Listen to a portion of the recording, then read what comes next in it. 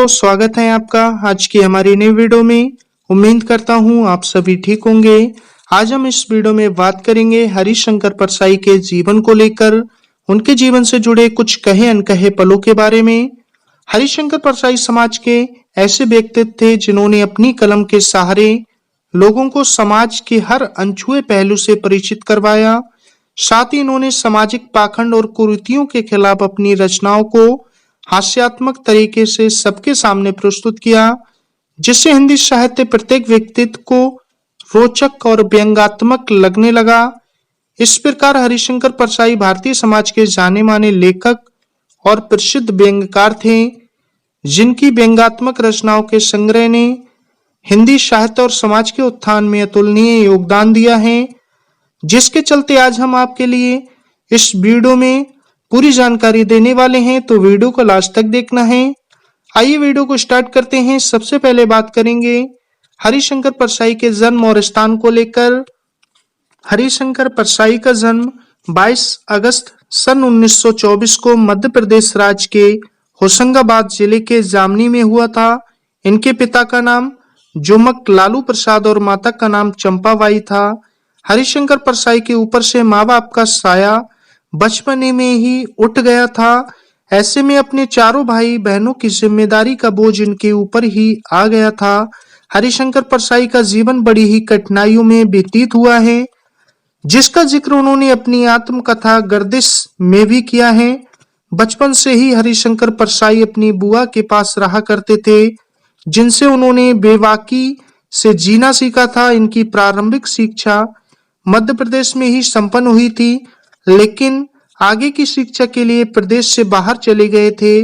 हरिशंकर परसाई ने RTM नागपुर विश्वविद्यालय से प्राय-स्नातक की परीक्षा उत्तीर्ण की थी। हरिशंकर परसाई को मैट्रिक पास करने के बाद मात्र 18 वर्ष की उम्र में ही वन विभाग में नौकरी मिल गई, लेकिन साल 1942 में इन्होंने सरकारी नौकरी छोड़ दी। इसके बाद इन्होंने खंडवा, जबलपुर समेत कई सारे सरकारी और प्राइवेट स्कूलों में अध्यापन का कार्य सुचारू रूप से किया। कहते हैं हरिशंकर परसाई के लेखन जीवन की शुरुआत भी यहीं से हुई थी। इनकी सबसे पहली पत्रिका वसुधा का प्रकाशन जबलपुर से हुआ था। प्रारंभ में हरिशंकर परसाई को व्यंग्य लेखक के तौर पर प्रसिद्धि मिली, लेकिन धीरे धीरे उन्हें सामाजिक चेतना संबंधित विषयों पर लिखने के लिए भी पहचाना जाने लगा।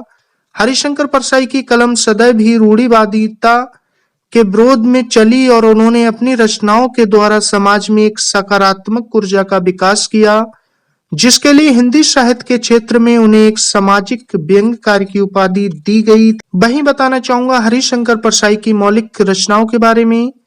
हरिशंकर परसाई ने अपने लेखन के आरंभिक दौर में जाने माने अखबार नई दुनिया में, सुनो भाई साधो और नई कहानियों में 5वां कॉलम लिखना शुरू किया। धीरे धीरे इन्होंने हिंदी साहित्य की ओर अपना रुख मोड़ा।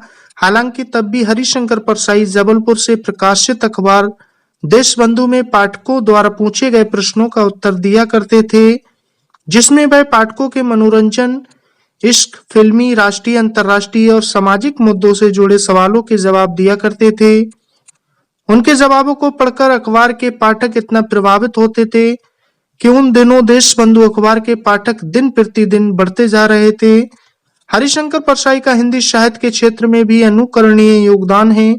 इनके द्वारा रचित कहानियों में संग्रह हंसते हैं रोते हैं, जैसे उनके दिन फिरे, भोला राम का जीव के अलावा इनके द्वारा लिखित उपन्यास रानी नागफनी की कहानी, तट की खोज, ज्वाला और जल मुख्य हैं। इसके साथ ही हरिशंकर परसाई की परसाई रचनावली का प्रकाशन भी नई दिल्ली से हुआ था।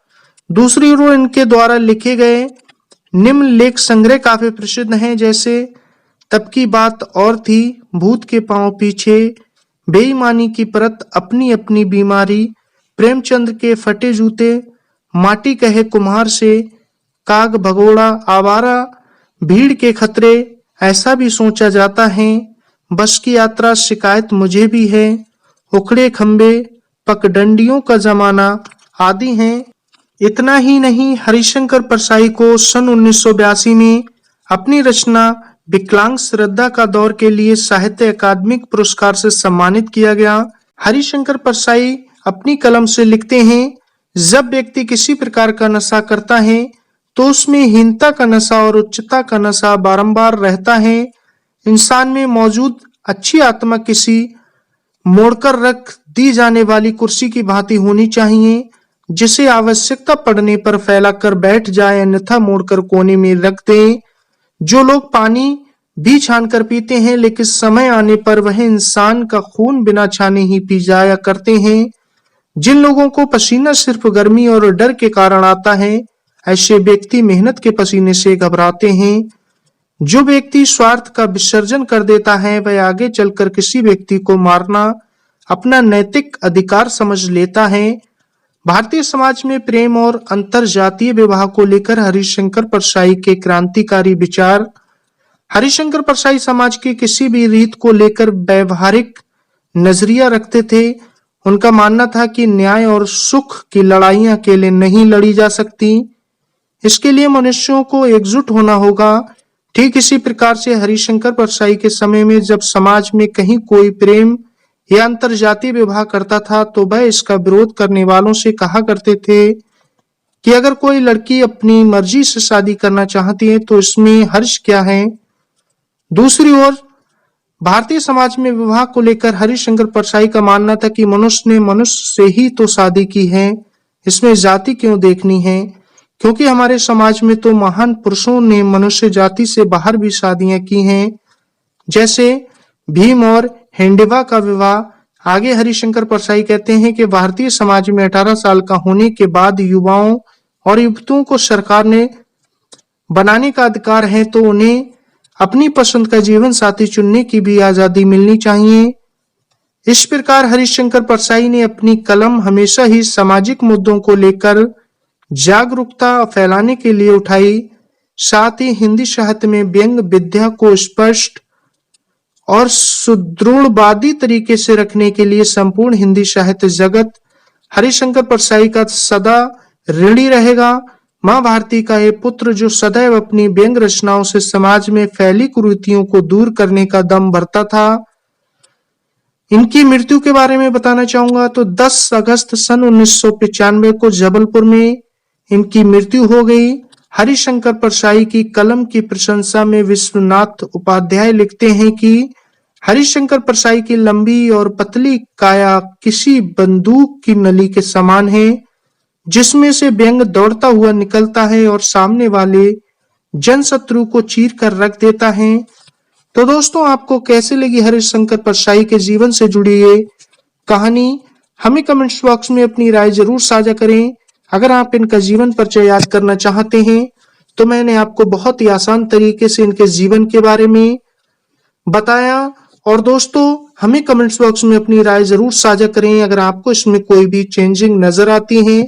मिलते हैं फिर नेक्स्ट वीडियो में नेक्स्ट जानकारी के साथ। आपने अपना कीमती वक्त दिया।